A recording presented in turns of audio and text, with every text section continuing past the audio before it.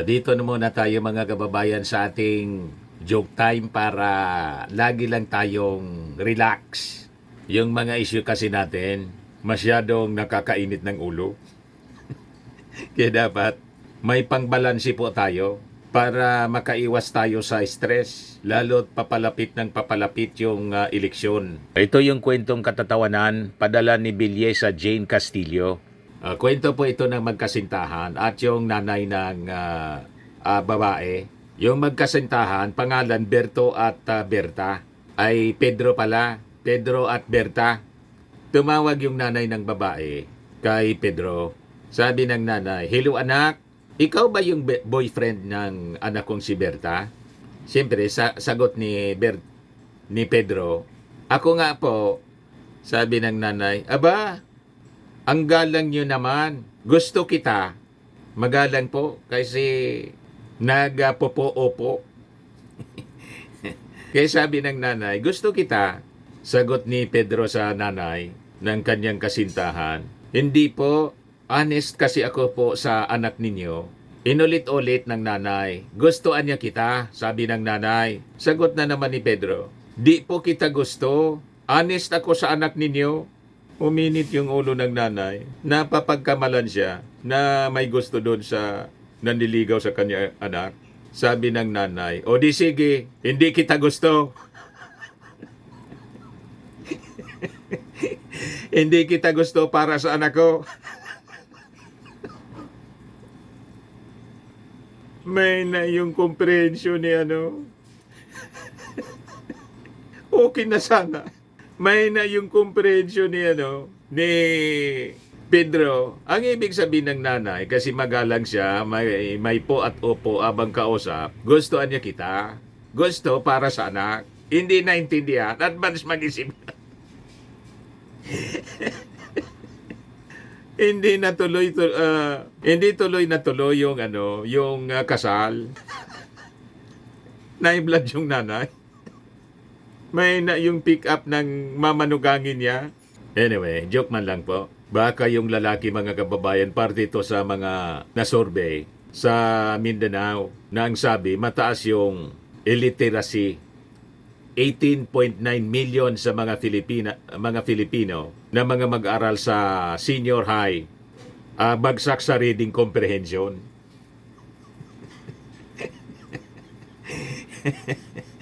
Baka kasama ito si Pedro sa mahina ang comprehension po. Hindi makaintindi. Anyway, matik na 200 pesos. Kasali ka na rin sa monthly draw. Pag nabunot ang pangalan mo, 5,000 pesos yung cash prize. Pag hindi nabunot ngayong katapusan, kasali ka pa rin, qualified ka pa rin sa grand draw. 10,000 pesos yung prize. Ito na siya. Yung mga gusto magpadala ng mga entries nila, mag-message lang po kayo sa aking Facebook page, Dante Maravillas Vlog, or sa Facebook account ko, Dante Maravillas. Kung hindi ko pa nababasa yung mga entries ninyo, dahil po sa dami ng mga nagpapadala ng mga entries, aabutin ko din yan, mga kababayan. Okay po? 8 days na lang po, eleksyon na, kaya pakiusap ko po sa inyo, i-number 1 ninyo sa pagkasenador, number 1 sa balota, Ben Abalos. Ngayon, in-endorse na siya ni Vice Ganda. Ayan, si Vice Ganda.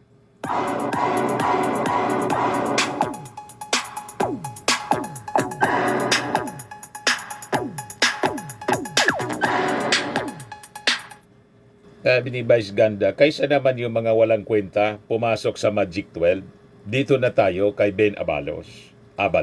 O, di ba? Tama. Siya yung magiging number 1 na katuwang ng ating Pangulo para sa ating food security. Sa mga magsasaka, ito lang. Number 1, papalakasin ko ang kapangyarihan ng NFA. Kasi tinanggal ito ng rice tarification. Isipin mo, kung kuminsan, baksak ang presyo, kawawang ating magsasaka. Pero kung meron kang NFA na may sapat na pondo na siya na bibili sa iyo at siya na rin magbebenta, open, kasi hindi nila pwede ibenta, nakalagay doon sa batas, i-impact lamang nila, factoring, in terms of calamity. They can only sell it if there is a rice emergency. Tatanggalin natin yun. Isipin nyo, sabi nga ni Sir Kiko, kung libo-libong truck, buong Pilipinas, walang ginawa kundi bumili ng bigas sa mga magsasaka at binibenta mismo direkta sa mga tao. Naku po, masaya na magsasaka, masaya pa yung mga bibili dahil nakakabura sila. Hindi ba? Napakasimple. Let's just empower the NFA at yan ang gagawin ko. I will amend the rest of it.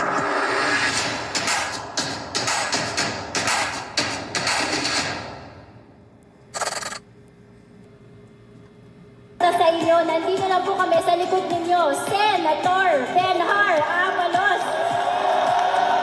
Ang kuryente natin ay pangalawa sa pinakamahal sa buong Asia. 20 years ago, tinindigan ko ito. Kung ako'y congressman, pumutol ako rito sa pagwis.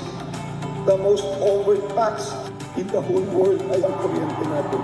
Yan ang una ko'y kampay para bumaba ang kuryente, tumami negosyo, tumami trabaho, at gumaang ang buhay ng bawat Pilipino.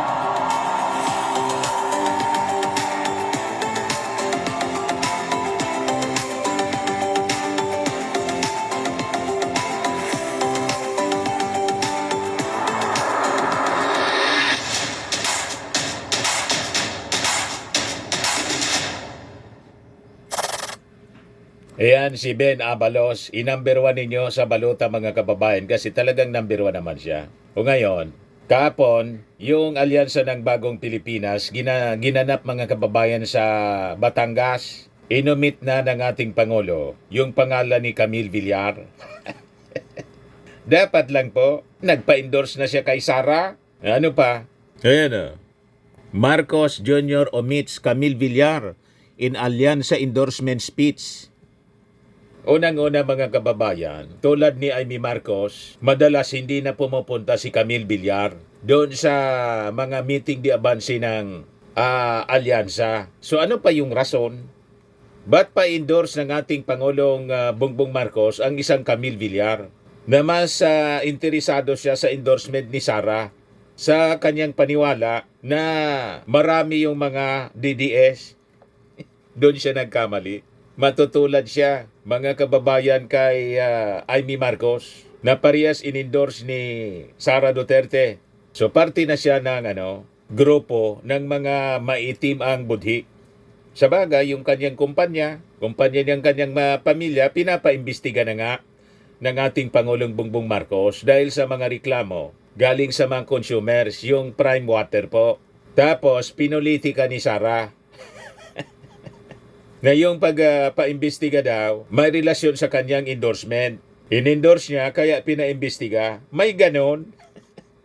Kinukulayan lahat, mga kababayan ni Sara, ang mga tamang aksyon ng ating Pangulong Bongbong. At ito, tama lang ito mga kababayan. Nauna na, hindi man naging loyal siya sa kampanya ng alyansa. Tama lang yung aksyon ng ating Pangulo na hindi na siya isinama sa binanggit doon sa Batangas rally.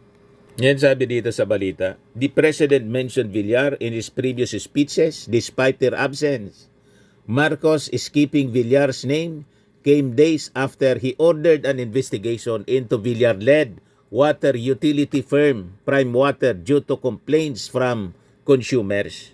Kaya siguro nahiya na rin na pumunta sa mga meeting di abansi ng alyansa. Kasi siyempre, awkward din. Nagkaiyaan na, mga kababayan. Ito yung path na pinili ng pamilya Villar.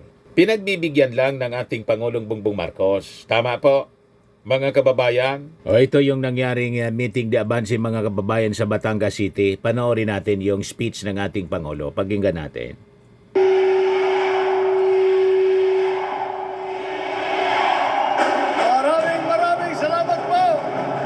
Daming tao po. Magsiupo po tayo dahil baka mapagod na kayo sa kakasayaw kay Andrew E. Magandang hapon po. Talaga naman. Lagi naman po pag ako'y na gagawi sa Batangas Province, Batangas City, ay lagi naman napakainit ang ibinibigay ninyong salubong, hindi lamang sa akin, kundi sa ating mga kandidato ng alyansa para sa Senado sa darating na halalan. Maraming salamat po. At kayo po ay nakadalo dito sa aming rally. Napakadami po ang hindi na po nakapasok. Nasa labas, nanonood na ng malalaking television. At kaya pati sa kanila ay nagpapasalamat na sila ay nakahanap ng panahon upang makilahok sa ating munting rally kung saan natin ihaharap ang ating mga butihing magigiting na kandidato para sa Senado na nasa ilalim ng Samahang Alyansa. Alam niyo po, kamakailan lang ay pinagdiriwang po natin yung araw ng paggawa o Labor Day. Sa paghahanda sa selebrasyon ng Labor Day po, tinignan po namin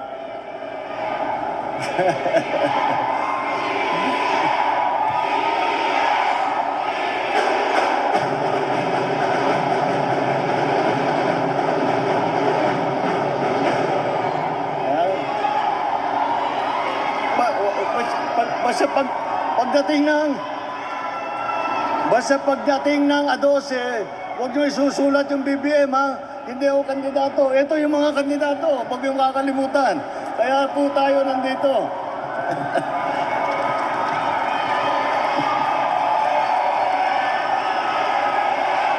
Ngunit, maaasahan mo, pag naluklok itong mga kandidato natin sa Senado, hindi nyo na po kailangan isigaw ang BBM dahil lagi akong nasa likod nila, lagi kami ang nagsasama, lagi kami ang nagtutulungan, at lagi naming iniisip ang kapakanan ng ating mga minamahal na kababayan. Yun po ang maaasahan ninyo.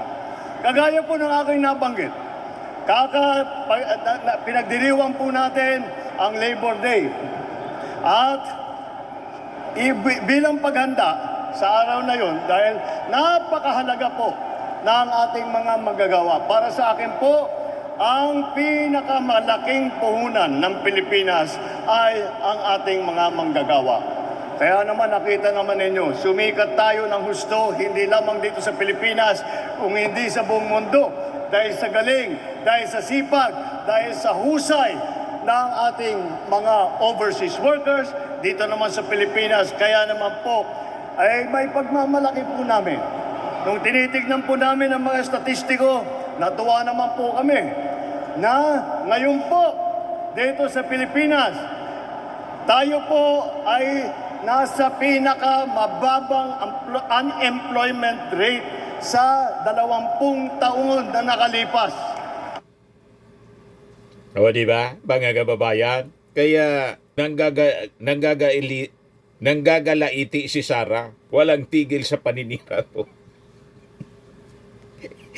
Hindi umubra, mga kababayan, yung kanilang mga paninira at panggugulo. Maganda na po ang kalagayan ng ating ekonomiya. Pati nga yung mga nagpapautang sa atin, yung credit rating natin, tumaas, mga kababayan. You see? Tutok na tutok po sa pagtatrabaho yung ating Pangulong Bongbong Marcos. At natupad na niya, mga kababayan, yung 20 pesos per kilo na kanyang pinangarap para sa ating mga mamamayan Filipino. Ngayon, sabi ni Sara, pagkaing baboy niya at hindi man niya ito kaya, na kaya tinigil. Tinigil po kasi eleksyon. Sinuspend man lang po. After election, balik yung 20 pesos per kilo at expand pa buong Pilipinas, hindi na lang sa Visayas. O, diba? Sumasama yung loob ni Sara Duterte kasi tinutupad ng ating gobyerno, tinutupad ng ating Pangulo yung kanyang mga campaign promises niya. Nasasaktan sila. Pag gumagawa ng maganda yung ating Pangulo, nasasaktan sila. Ang gusto nila, sumablay para may issue sila. Isyong paninira, mga kababayan. Pinakikita naman po yung epekto ng mga programang ng ating gobyerno, ginagawa ng ating Pangulo para sa ating mga mamamayang Filipino. Ito ngayon yung kinikwento ng ating Pangulo sa kanyang campaign sortie. Si Sara sa kanyang pag-iikot, butit doon sa Bacolod daw, hindi pinaakyat sa stage si Sara. Alam kasi ng mga local candidates, wala mang sasabing mabuti si Sara kundi manira. Hindi na pinaakyat. Nakita nila, napanood nila yung sa Manila. Hindi man kampanya yung ginagawa ni Sara para ipaliwanag kung anong kanilang agenda para maayos yung kalagayan ng ating mga mamamayan, kundi paano siraan yung ating Pangulo at mga kaalyado. O di ba pa? Balikan natin yung ating presidente.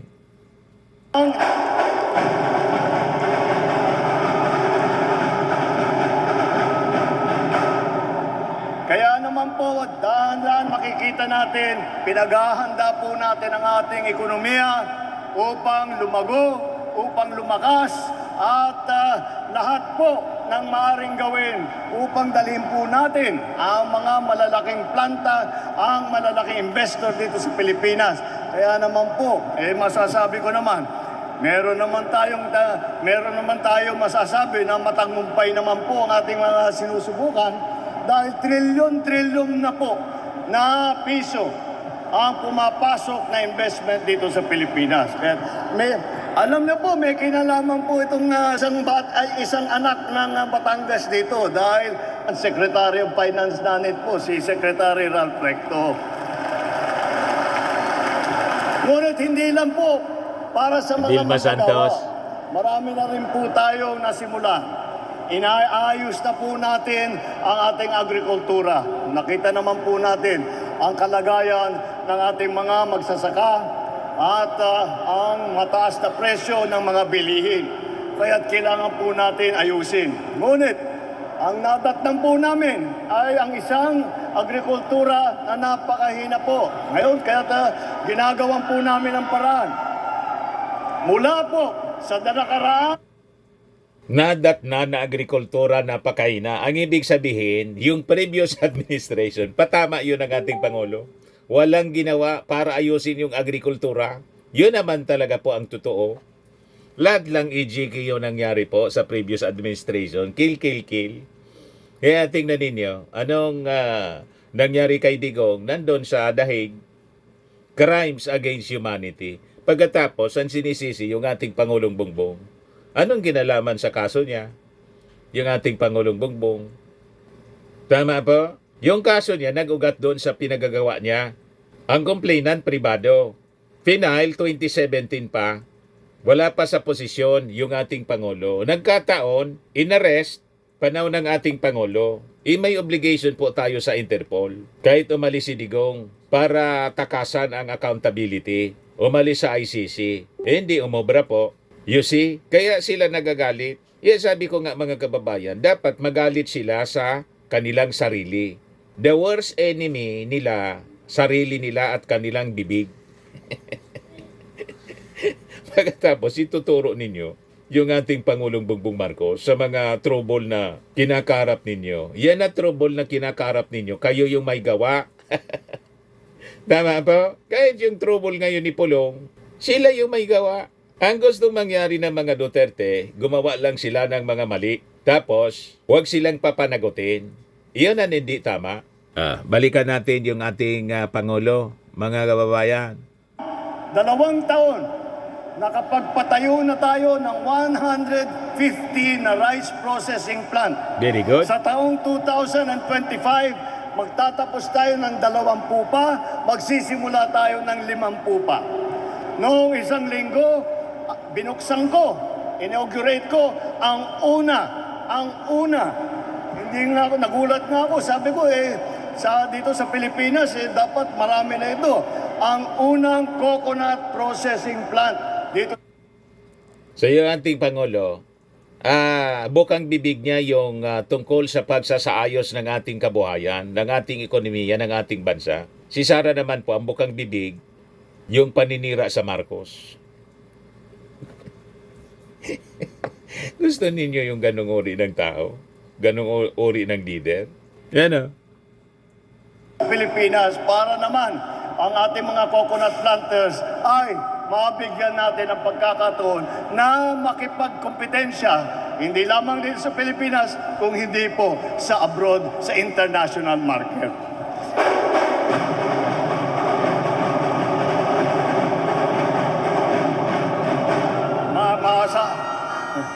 Ang infrastruktura po, napakarami nating nasimula na proyekto, na programa. Ay siguro lahat po ay mga para maging mas mabilis ang pagpunta ng ating mga kababayan, ang pagtransporta ng ating mga bilihin mula sa mga magsasaka hanggang sa merkado po. Ginagawa po natin lahat yan. At para sa mga, lalo na sa mga trabahador, lalo na sa Maynila, alam naman ninyo, napakalaki ng problema ng traffic. Kaya ginagawan po natin ang paraan. Bago po ako matatapos bilang Pangulo, magkakaroon na tayo ng subway dito sa Pilipinas. Yung subway rin na dumadaan sa ilalim. Yung nakikita po natin, dati nakikita lang natin sa sine yan. Meron na po tayo dito sa Pilipinas niya.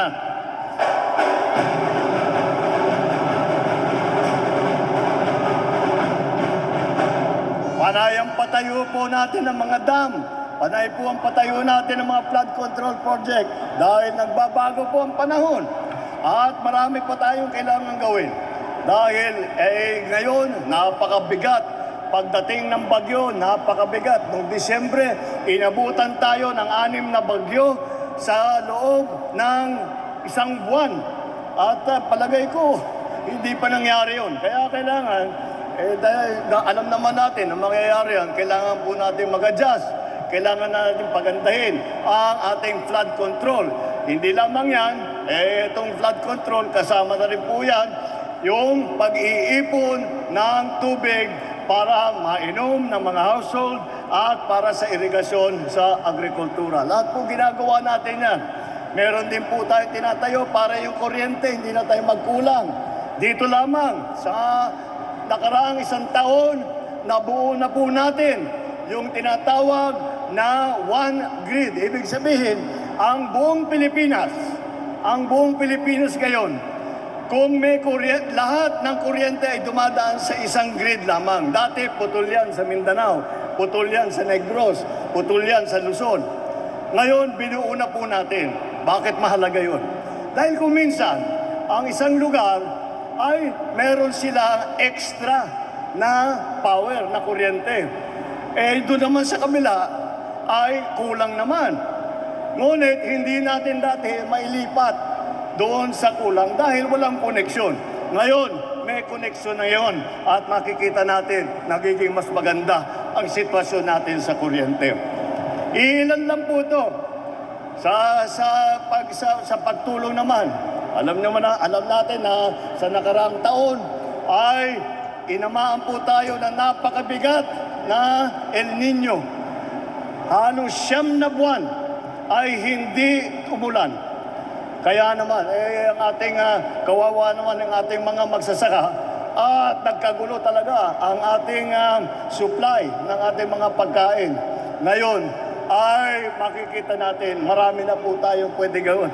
Handa na po tayo kahit mangyari po ulit yun, ay nakahanda na rin po tayo dahil tinignan po natin ang pagkukulang namin noong nakaraang El Nino. At ngayon, kahit dumating pa man yan, ay makakasiguro tayo na tayo ang magiging maayos. Meron po tayong water supply, meron po tayong kuryente. At itong taon na ito, lahat ng mga lugar na hanggang ngayon ay hindi makabitan ng internet, makakabitan na. At aking layunin na bago ako umalis sa aking opisina, bawat Pilipino ay may internet na kahit saan man sila, sa taas ng bundok, sa isla na malayo, meron po sila. Dahil kailangan na po natin yan. Ilan lang po yan sa ating ginagawa. At tayo naman, maganda naman at marami tayong kasama na nais tumulong. Hindi po naman natin kayang gawin ito na mag-isa. Kung hindi tayo tinulungan ng taong bayan, hindi po natin magagawa yan. Kung hindi tayo tinulungan ng ating mga local government, hindi po natin magagawa yan. Hindi po tayo tinulungan ng ating mga congressman, hindi natin magagawa yan. At ang isang mahalaga, kung hindi tayo tinulungan ng ating mga kaibigang senador na nagmamahal sa Pilipinas, hindi po natin magagawa yan. Kaya po, inaalala natin, kailangan ipagpatuloy natin lahat po ito. Hindi ito dapat matapos. Kahit wala na po ako rito, kailangan ipagpatuloy pa rin natin yan. Dahil ito ay simula lamang. Simula lamang ito sa pagpaganda at pagpalawig ng ating minamahal na Pilipinas. Ngayon, tinitignan, iba na po ang tingin sa atin ng buong mundo. Iba na po ang tingin sa Pilipinas. Tayo po ay tinitignan, kinahahangaan at sinasabi, paano ninyo ginawa yan? Madali lang pong sagutin yan. Ang kulang sa inyo, wala kayong mga manggagawa, wala kayong mga manggagawa na Pinoy. Ako meron. Yun ang lamang ko sa inyo. Magaling ang aming mga manggagawa. Magaling ang Pinoy.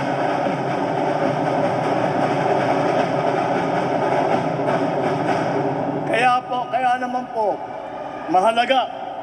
Kung minsan sinasabi yung midterm election, wala naman nagbabago dyan. Ngunit, isipin po ninyo, kaya mahalaga itong eleksyon na ito. Dahil lahat itong sinimulan natin ay napakalaking bagay at hindi magagawa yan ng madalian. Kaya kailangan maipagpatuloy natin. Alam naman po natin, lalo na kami na nasa serbisyo publiko, alam naman po natin na lahat ng aming ginagawa ay hindi na po para sa amin. Yung iba rito, hindi na namin makikita. Para sa ating mga anak ito, para sa ating mga apo ito, para sa mga Pilipinong susunod sa atin.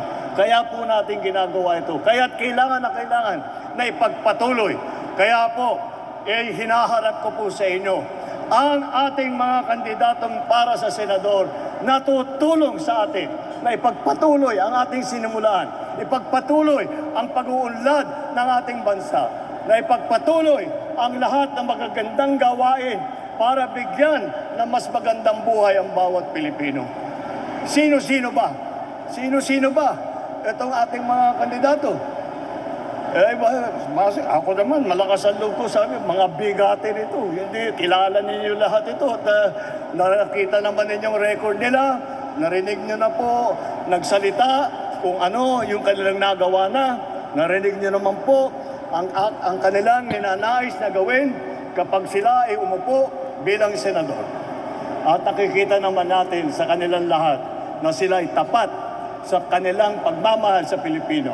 Sila ay tapat sa sakripisyong nais nilang ihandog sa serbisyo publiko para sa Pilipino. Ito po ang ating mga kandidato. Ay, papakilala ko sa inyo ng konti. Alam niyo po, unang-una, ay ilan po sa kanila, karamihan na po sa kanila, ay naging senador na. Kaya Wala na si Camille. Siya ay may matagal nang wala. Dalawa yung bakante dito. Si Cayetano nandyan pa. Wala na si Camille, mga kababayan. Tinanggal na po sa alyansa kasi nagpa-endorse po sa kampo ng Kadiliman. Ay, propeta pala ng Kadiliman yung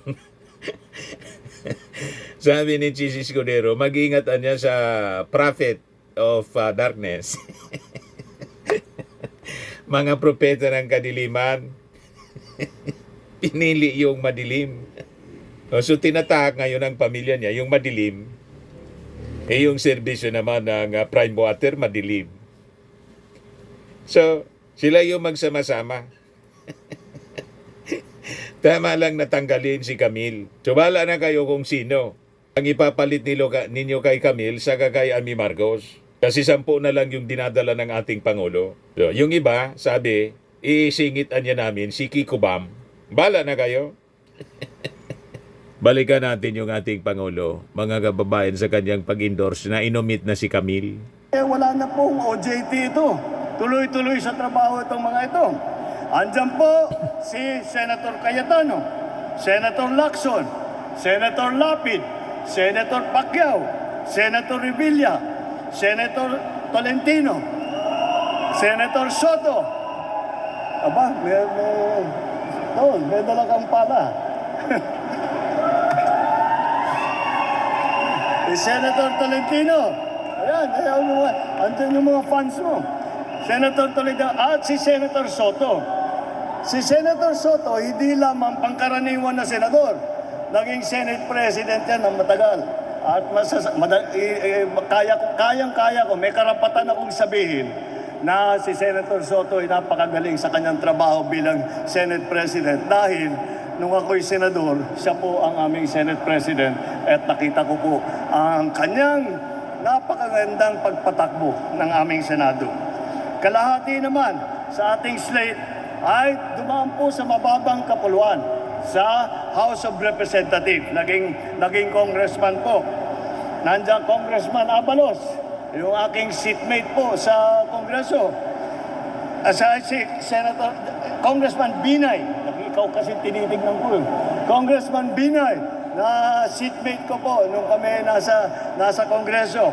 Si Congressman Abalos, dumaan din po sa mababang kapulungan. Congressman Cayetano po. Si Congressman Pia Cayetano po, na dumaan po din sa Kongreso yan. Alam naman ninyo, yung idol natin, si Congressman Pacquiao, Senator Pacquiao. Pero congressman din po yan sa nagsimula. Congressman Tulfo. At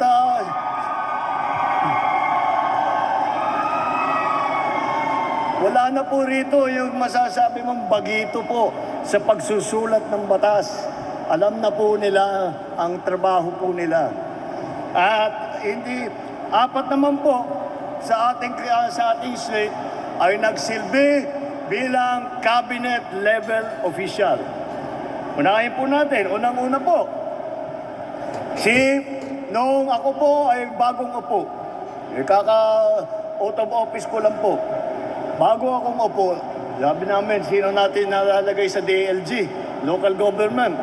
Dahil kailangan yung lalagay natin ay malalim ang pag-uunawa sa mga issue, sa mga patakbo ng ating local government.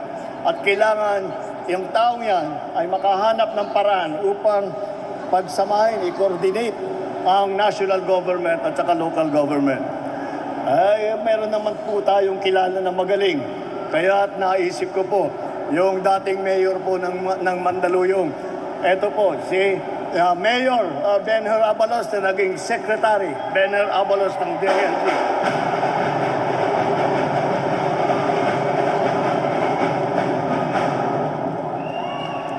Susunod po. Ayan po, ganun din po. Nung ako ay bagong upo, ay sabi, DSWD naman.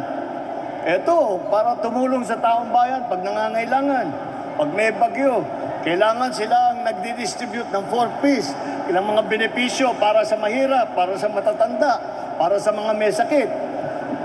Naisip ko, sino ba ang kilala ko na ang kanyang kasaysayan sa buong buhay niya ay walang ginawa kundi magserbisyo sa publiko. Hindi po sa mga mayayaman, hindi po sa mga masikat, kung hindi doon sa mga maliliit, doon po sa walang boses, doon po sa mga nangangailangan. Kaya po, ang naging DSWD Secretary po ay si Secretary Erwin Tulfo. Oh, you're here.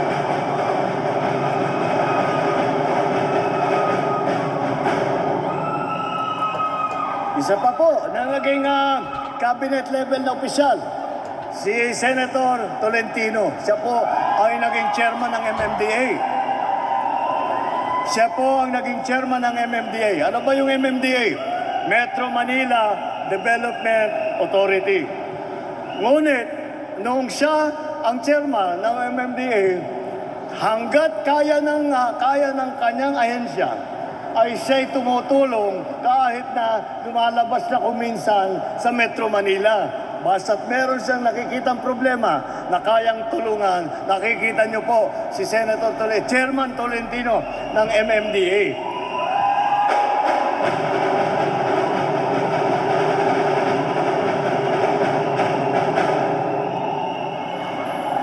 Siya po, masasabi ko, isa po, baka ang karamihan ng tao hindi alam po ito. Kami po ay, dahil po yung mother ko, tiga Leyte po, kaya nung dumaan yung Yolanda, pumunta po kami kaagad doon. At nag-aantay kami, magmamakaawa kami na sana tulungan ang ating mga naging biktima. Alam niyo po, makakagulat, ang unang dumating na may dating na tulong ay ang MMDA na ang una kong nakita ay ang Chairman Francis Tolentino na unang nagdating. Yan po ang ating kandidato para sa Senado. Ang isa pa po, doon din sa Yolanda rin po, ang isa sa ating kandidato ngayon na naging senador ay ginawa na Presidential Assistant for Rehabilitation and Recovery para po sa Bagyong Yolanda. Siya po ay namamahala para sa pagpatayo ng bahay, para paglagay ng mga water system, para maglagay ng kalsada, para makapaghanap buhay ulit ang mga waray na tinamaan ng malakas na bagyo. Yan po ay si Senator Ping Lacson. Siya po ang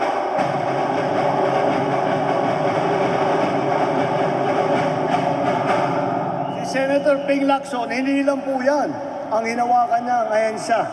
Mas mabigat pa. Alam niyo naman, si Senator Ping Lacson naging hepe ng PNP sa buong Pilipinas. Isipin niyo po, ilan libo yun na pulis na kailangan niyang hawakan, kailangan i-organize, kailangan niyang ayusin ang patakbo. At yan po, napakahirap at masalimuot na trabaho po yan. Ngunit, hindi lang niya pinasok yung trabahong yan. Ngunit, may pagmamalaki niya. Hindi nagmamalaki yan. Ako na magmamalaki para sa kanya. May pagmamalaki niya na nung panahon niya bilang hepe ng PNP, yun ang panahon, ang pinakamataas na approval rating ng PNP sa buong kasaysayan ng PNP hanggang po ngayon.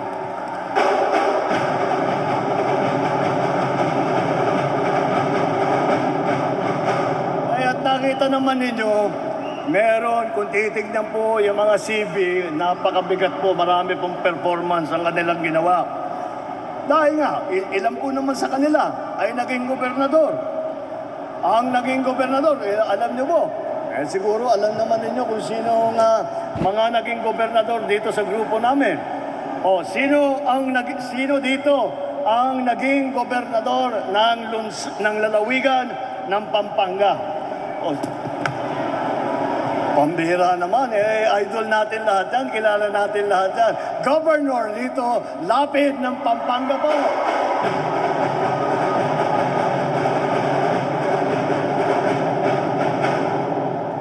Isa pang gobernador na ina-idol natin. Sino ngayon ang naging governor ng lalawigan ng Cavite? Na dito, na nakaupo sa harap ninyo. Pampira, hindi alam na.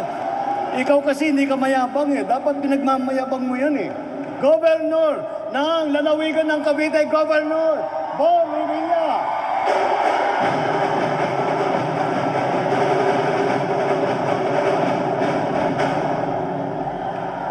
Meron din tayo, hindi lamang gobernador. Meron tayong mga naging mayor na malalaking lungsod. Andyan po. Ititignan po natin ang nabanggit ko na po sa lungsod ng Mandaluyong. Nung siya po ay naging mayor, marami pong kumikilala, hindi lamang dito sa Pilipinas, kung hindi po yung mga international organization ay kinikilala ang trabaho, ang mga inisyatibo na dala po ng ating mayor ng Mandaluyong noon. Yan po ang mayor ng Mandaluyong, Mayor Benhur Abalos po. Kinikilala po na magaling na leader at magaling na public servant. At isa pa to, ito baka karamihan hindi alam ito Ang isa pa sa ating mga kasamahan ay naging mayor naman ng lungsod ng Tagaytay. Alam niyo ba kung sino yun? O alam nila, tol, at si Mayor Francis Tolentino, naging mayor po ng Tagaytay. Ito siguro mas madali ito para sa inyo. Ano ang lungsod sa buong Pilipinas, ang pinakamayaman na lungsod sa buong Pilipinas? Ha? Alam niyo ba? Tama, Makati. Sabi, kuminsan kami mga ako, governor ako dati. Sinasabi ko, maganda siguro maging mayor ng Makati, yaman-yaman ng Makati. Madali ang trabaho. Kaya ngunit nakikita ko na iba ang naging mayor natin doon ay iba ang kanyang approach. Yan po ang ating Mayor of Makati City, Mayor Abby Binay.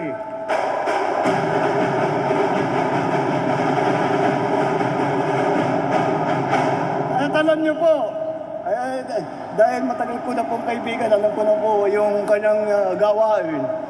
So, totoo nga, pagka nasa Makati, limpak-limpak ang salapi ng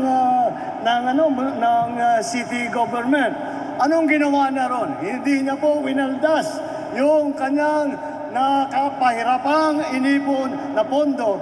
Ang ginawa po niya sa kanyang malaking pondo ay namigay po ng benepisyo. Libre po lahat para sa matatanda, para sa may sakit, para sa mga sa mga kabataan, para sa education. Lahat po ay binigay na po ng Makati City dahil sa kagandahan ng kalooban ng kanilang Mayor Abby Binay. At hindi lang po, siyempre, ang Pilipinas, lagi natin binibigyan ng halaga ang ating mga kababaihan. At dito rin, sa ating mga grupo na ito, ay nandyan din po ang ating mga matitibay na mga kababaihan na pagka sila ay nasa Senado, maaasahan po ninyo sila ay magbibigay ng matindi at malakas na boses para sa kababaihan at sila ay magtatanggol sa karapatan ng ating mga kababaihan. Kaya magiging pantay po ang tingin ng ating pamahalaan sa lahat ng ating mga kababayan. Para naman hindi masasabi na inuuna natin yung mga lalaki. Hindi naman dapat tama yun. Kaya naman nandyan sila. At sila ay magtatanggol po para sa karapatan ng kababaihan. Marami rin po, 4 din po dito ay abogado. Dahil batas ang kanilang sinusulat. Andyan po, may Attorney Abalos, Attorney Binay, Attorney Cayetano, Attorney Tolentino. Mahuhusay po na abogado yan. Alam niyo po, yung 4 po na yan, kung yan ang pinili nila, pumasok na lang sila, mag-private practice na lang sila, nagpayaman na lang sila. Ngunit, hindi yan ang kanilang pinili. Ang pinili nila ay hindi na maghabol ng pera, hindi na maghabol ng yaman, kung hindi magbigay ng sakripisyo para tulungan ang taong bayan. At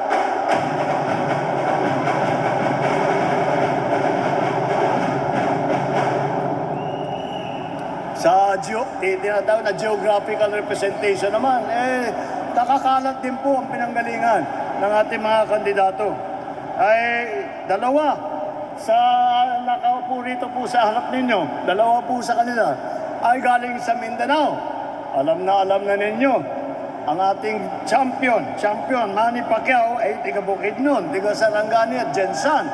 Kaya't mabibigyan niya ng halaga ang lahat ng mga issue doon sa mga lugar na yon. Si Erwin Tulfo din ay laking Mindanao. Siya ay lumaki sa Davao Oriental at saka sa Sulu, kung saan nadestino ang kanyang ama na naging bayani ng Pilipino. Alam niyo po, pag tinatanong ko po ito, karamihan hindi po alam.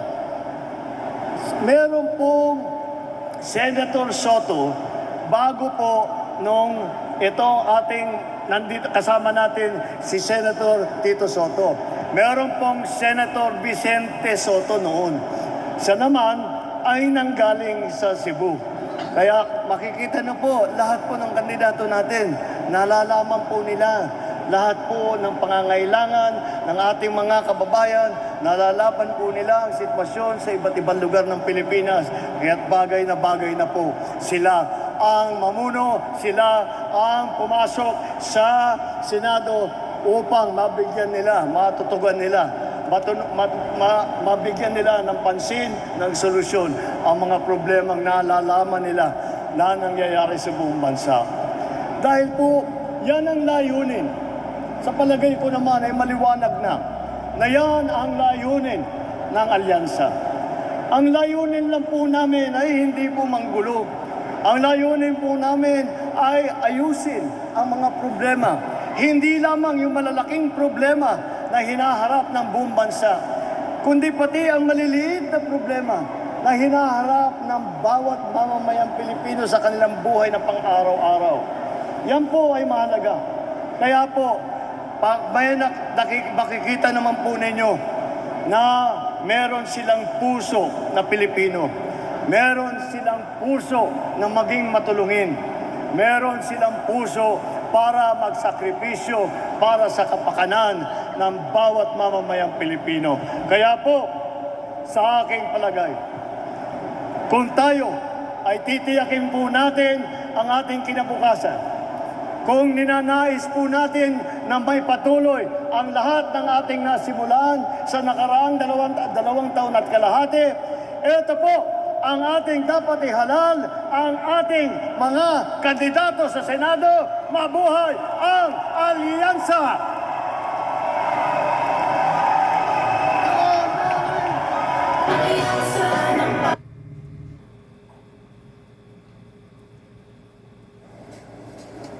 At itong ating programa, mga kababayan, atid sa inyo nitong ating mga sponsors. Fairmax Firming and Lifting Cream. Pinapay po sa mga pulses in affected area. Mainam po ito sa mga pains at paninigas ng mga kaso-kasuan. Ito sa mukha naman yung application, anti-aging, Automax po siya. Ito ay Glow 60, mga kababayan. Whitening po siya. Made in South Korea. Ito naman po, Nengxia Red Mix Fruit Drink. Gawa po siya sa goji berry. May anti-cancer properties po siya. At sa mga naghanap po ng malinis and spacious fitness gym, pumunta lang po kayo sa aming Colossal Fitness Gym. May Grab ka rental din po kami. At bills payment po sa aming office. At saka sa mga mahilig po sa mga imported bags, manood po kayo sa live selling ni Madam Aileen Rosales sa kanyang Aileen Closet po. Pati mga shoes, ito yung kanya po. Ito yung kanyang page. Kita ninyo, napakagandang mga online selling po siya. Si Madam Aileen Rosales. At cellphone number niya po, 773-798-7816.